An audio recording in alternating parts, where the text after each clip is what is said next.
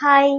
இன்னைக்கு நம்ம அழகான ஒரு குட்டியா ஒரு ஸ்டோரி பார்க்கலாமா? இந்த ஸ்டோரியில இருந்து நம்ம நிறைய வேர்ட்ஸ்க்கான மீனிங் லேர்ன் பண்ணிக்க போறோம். நம்ம எப்படி சென்டென்ஸ் மேக் பண்றது அப்படின்னு கத்துக்க போறோம். ஃபர்ஸ்ட் வேர்ட்ஸ்க்கான மீனிங்கை எழுதிக்கலாமா?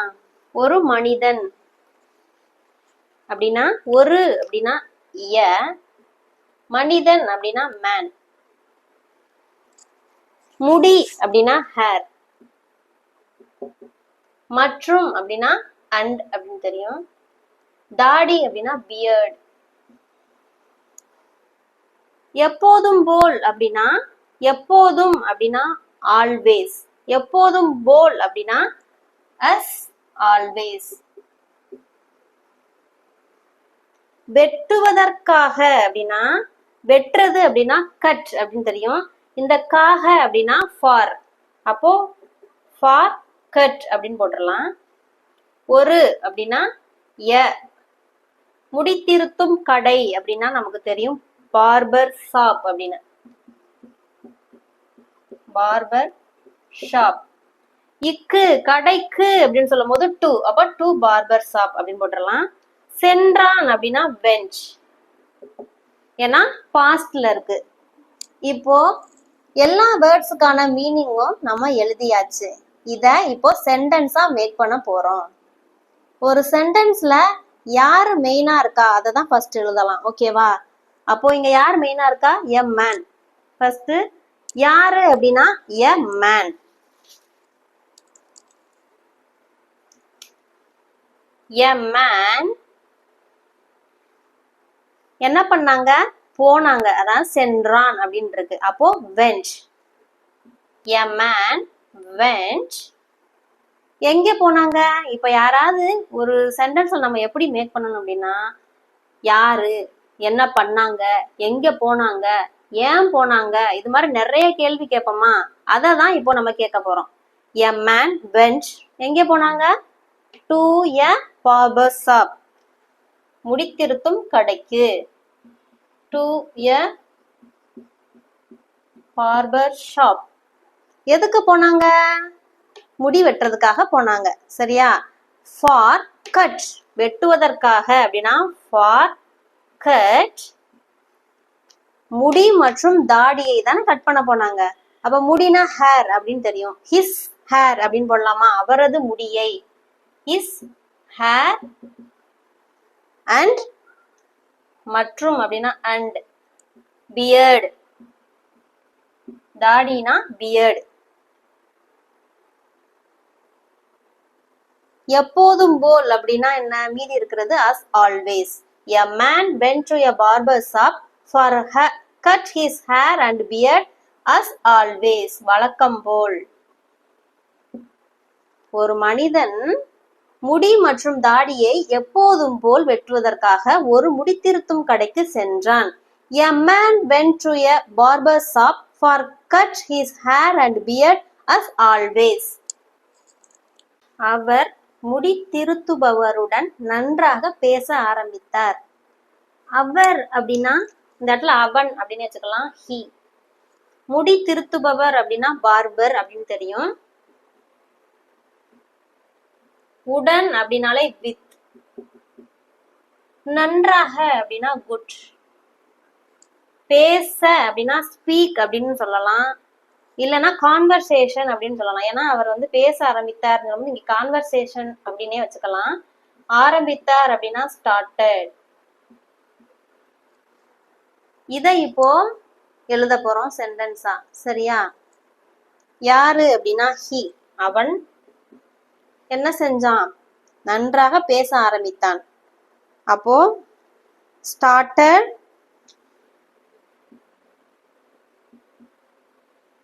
ஆரம்பித்தான், ஸ்டார்டட் குட் கான்வர்சேஷன், நல்லா பேச ஆரம்பிச்சான். சரியா? அப்போ குட் கான்வர்சேஷன் அப்படின்னு எழுதலாம். To have a good conversation. இங்க ஏன் ஹேவ் அப்படின்னு போட்டோம் அப்படின்னா நம்ம கிட்ட ஏதாவது நல்லா கான்வர்சேஷன் வச்சுட்டாங்க, to have a good conversation அப்படின்னு சொல்லலாம். ஹேவ் பெரும்பாலும் இந்த மாதிரி இடத்துல யூஸ் பண்ணலாம். யார்கிட்ட? he started to have a good conversation. யார்கிட்ட? முடி திருத்துபவரிடம் அப்படின்னு இருக்கு. உடன் அப்படின்னா வித். அப்போ வித் த பார்பர். இந்த இடத்துல த பார்பர் அப்படின்னு யூஸ் பண்ணணும். ஏன்னா அந்த பார்பரிடம் அப்படின்னு சொல்ல போறாங்க. த பார்பர். அவர் முடி திருத்துபவருடன் நன்றாக பேச ஆரம்பித்தார். he started to have a good conversation with the barber.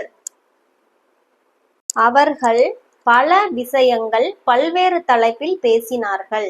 ரெண்டு பேர் என்ன ஆரம்பிச்சிட்டாங்க? பேச ஆரம்பிச்சாங்கல்ல, பல்வேறு தலைப்பை பத்தி பேசிட்டு ஆரம்பிச்சாங்களாம். அவர்கள் அப்படின்னா தே, பல அப்படின்னா so many, விஷயங்கள் அப்படின்னா மேட்டர் இல்லைன்னா திங்ஸ் கூட சொல்லலாம். பல்வேறு அப்படின்னா வேரியஸ் அப்படின்னு மீனிங். தலைப்பில் அப்படின்னா நிறைய தலைப்பை பத்தி பேச ஆரம்பிச்சாங்க. ஹெட்டிங் அப்படின்னு சொல்லலாம், சப்ஜெக்ட் அப்படின்னு சொல்லலாம். பேசினார்கள் அப்படின்னா பேசினாங்க, பேசினாங்க அப்படின்னு அர்த்தம். பாஸ்ட். So talked. இப்போ எழுதலாமா? யாரு இங்க? அவர்கள். தே என்ன செஞ்சாங்க? பேசினாங்க. They talk. எதை பத்தி?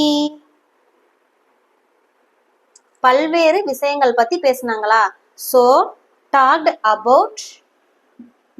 ஏன் இங்க அபவுட் அப்படி போடுறோம்னா பல்வேறு விஷயங்களை பற்றி தான் பேசினாங்க. சோ இங்க பற்றி இல்லைன்னாலும் அபவுட், அதை பத்தி அப்படின்னு சொல்லும் போது அபவுட் யூஸ் பண்ணணும். அவர்கள் பல விஷயங்கள் பற்றி அப்படின்னு இருந்தால் கூட ஓகே தான். இங்க இல்லாம இருக்கு. சோ பற்றின்னு இருந்தா அபவுட் யூஸ் பண்ணிக்கலாம். இங்க இல்லைனாலும் அதை பத்தி தான் பேசுறாங்க. சோ அபவுட் எழுதிடலாம். தே டாக்ட் அபவுட் so many, பல விஷயங்கள். so many things இல்லனா matters. பல்வேறு விஷயங்கள், அதாவது பல விஷயங்களை பல்வேறு தலைப்புல பேசினாங்க அப்படின்னு இருக்கு. so many things on தலைப்பில் அப்படின்னு இருக்குல்ல, அப்போ on various subject இல்லனா heading, எது வேணா எழுதிக்கலாம். they talked about so many things on various subject இல்லனா heading. திடீரென்று அவர்கள் கடவுளின் தலைப்பை தொட்டனர். அவங்க நிறைய விஷயத்தை பத்தி பேசினாங்கல்ல, திடீர்னு அவங்க கடவுளோட தலைப்புல பேச ஆரம்பிக்க போறாங்க. சரியா? தொட்டனர் அப்படின்னு இருக்கு. திடீரென்று அப்படின்னா சடன்லி. அவர்கள் தே. கடவுள் அப்படின்னா காட். தலைப்பு அப்படின்னா ஹெட்டிங் சொல்லலாம், சப்ஜெக்ட். அந்த சப்ஜெக்ட்ல பேச ஆரம்பிச்சாங்க இல்லைன்னா ஹெட்டிங்ல பேச ஆரம்பிச்சாங்க. தொட்டனர் அப்படின்னா தொடுறது அப்படின்னா டச். அப்போ தொட்டனர் அப்படின்னா பாஸ்ட், அப்போ டச்டு. இங்க கடவுள் இன் அப்படின்னு இருக்கா, கடவுளோட தலைப்புல பேச ஆரம்பிச்சாங்க. இந்த இடத்துல இன்னுக்கு ஆஃப் அப்படின்னு சொல்லணும், ஆஃப் காட். இப்போ சென்டென்ஸ் எழுதலாமா? திடீரென்று அப்படின்னா சடன்லி. யாரு? தே. என்ன பண்ணாங்க? டச்டு. எத? கடவுளோட தலைப்ப, கடவுளின் தலைப்பை தொட்டனர் அப்படின்னு இருக்கா. அப்போ the subject, the subject of God, கடவுளோட தலைப்புல பேச ஆரம்பிக்க போறாங்க. சரியா? தொட்டனர் அப்படின்னு. suddenly they touched the subject of God, கடவுளின் தலைப்பு அப்படி சொல்லும்போது subject of God. முடி திருத்தும் நபர் சொன்னார், பார் மனிதனே, நீ சொல்வது போல் கடவுள் இருக்கிறார் என்று நான் நம்பவில்லை. கடவுளோட தலைப்புல பேச ஆரம்பிச்சிட்டாங்கல்ல, அப்போ அந்த முடி திருத்தும் நபர் இப்படி சொல்றாரு. முடி திருத்தும் நபர் அப்படின்னா பார்பர் அப்படின்னு தெரியும். பார்பர். சொன்னார் அப்படின்னா செட், ஃபார் அப்படின்னா லுக், மனிதன் அப்படின்னா மேன், நீ யூ, சொல்வது போல் அப்படின்னா, சொல்வது அப்படின்னா சே, சொல்வது போல் அப்படின்ற வேர்ட் இருக்குல்ல, அந்த போல் அப்படின்னா அஸ் அப்படின்னு அர்த்தம். சரியா? அஸ் யூ சே அப்படின்னு மாறி இருக்குது. நீ சொல்வது போல் அப்படின்னா அஸ் யூ சே. கடவுள் காட், இருக்கிறார் அப்படின்னா எக்ஸிஸ், என்று நான் நம்பவில்லை அப்படின்ட்டு, நான் அப்படின்னா ஐ அப்படின்னு தெரியும், நம்பவில்லை இது வந்து நெகட்டிவா சொல்றாங்க. அப்போ டோன்ட் பிலீவ், நம்புறது அப்படின்னா பிலீவ், நம்பவில்லை அப்படின்னா don't believe.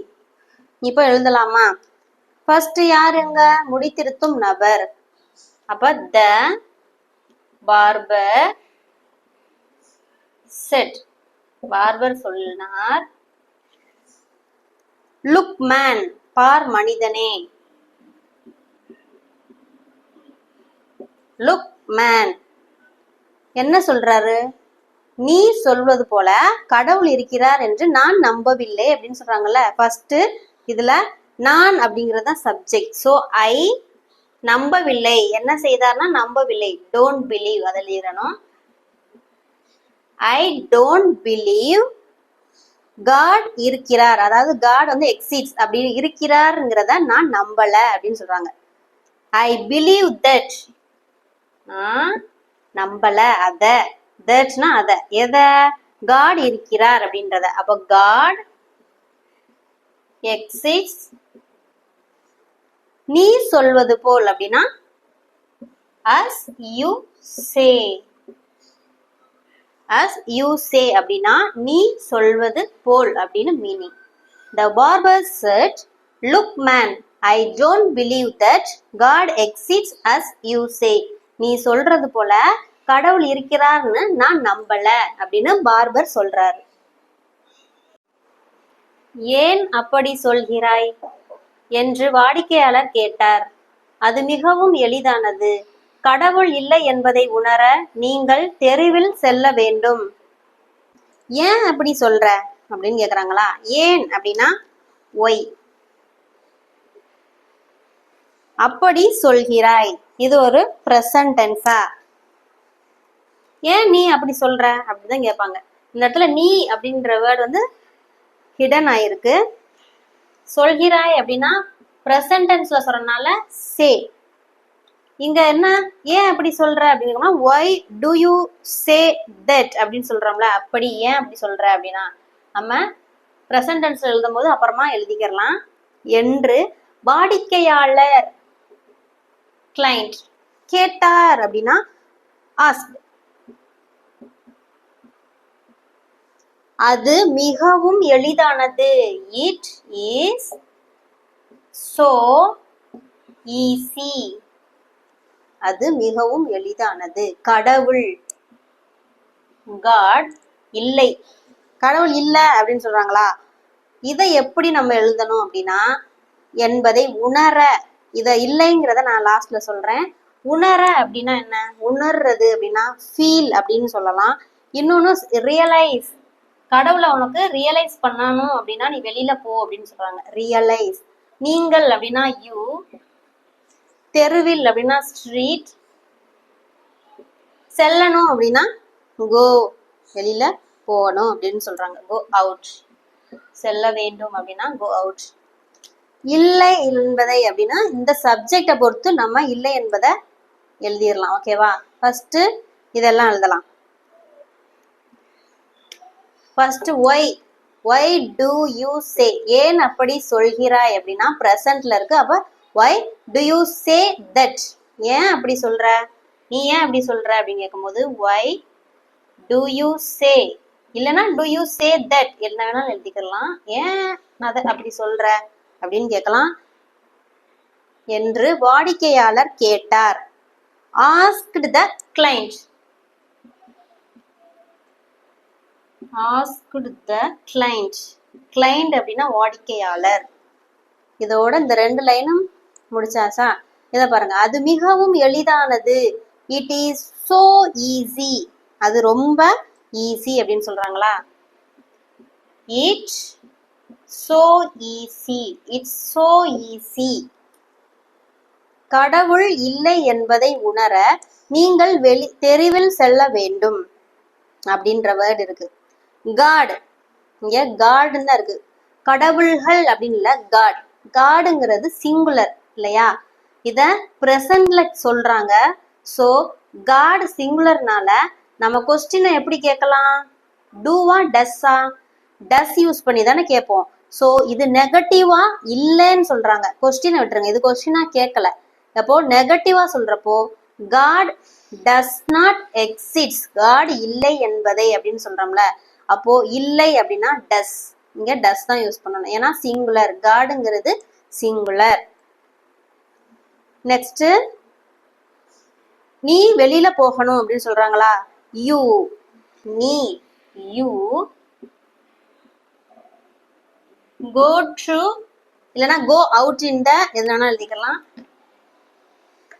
You go out in the street. You go out in the street. எப்படி எழுதுறோம்? go outனா வெளியே, வெளியில போகணும், தெருவுக்கு வெளியில போகணும் அப்படின்னு சொல்றாங்கல்ல. in the street அப்படின்னு ஏன் போடுறோம்னா, ஸ்ட்ரீட்டுங்கிறது ஒரு பிளேஸ். பிளேஸை பத்தி சொல்லும் போது in அப்படிதான் யூஸ் பண்ணணும் preposition. you have to go out in the streetன்னு எழுதலாம். you go out in the street எழுதலாம். you have அப்படின்னு எழுதிடலாம் நம்ம. you have go out in the street. என்ன உணர?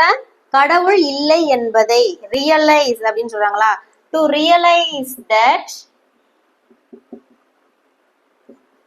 realize that God does not exist.